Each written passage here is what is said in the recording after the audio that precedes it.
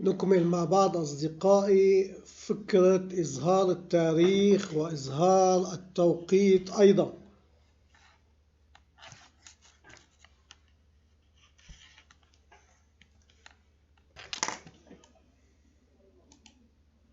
We continue with some of my friends the idea of showing the date and the timing as well.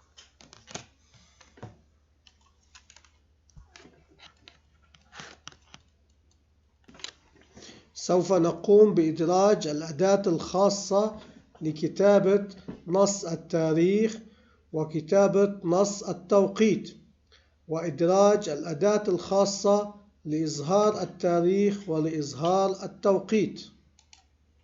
We will insert the special tool to write the date text and write the time text, and insert the special tool to show the date and to show the timing.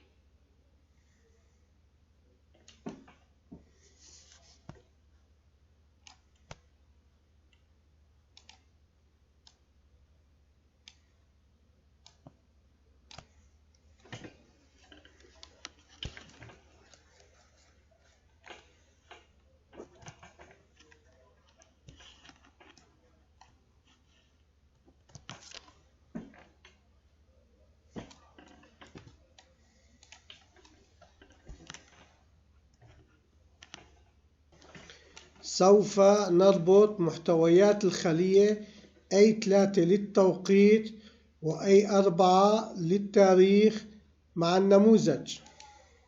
We will associate the contents of cell A3 for the timing and A4 for the date with the model.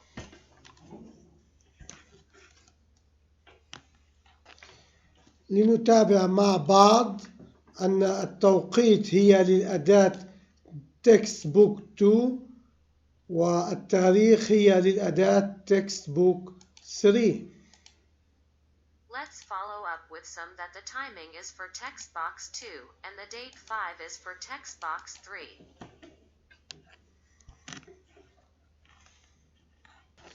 هذه هي الأسطر البرمجية التي يجب أن تسجل عند إقلاع النموذج لكي يظهر محتويات التاريخ ومحتويات التوقيت.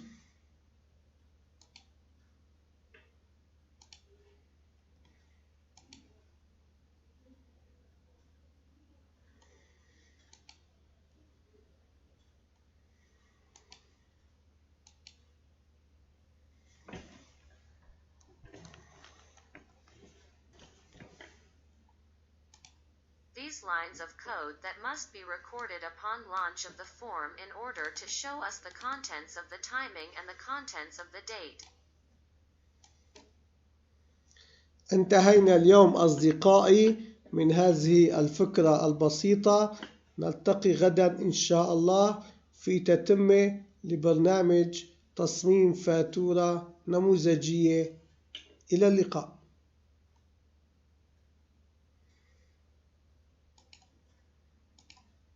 Today, my friends, we have finished with this simple idea.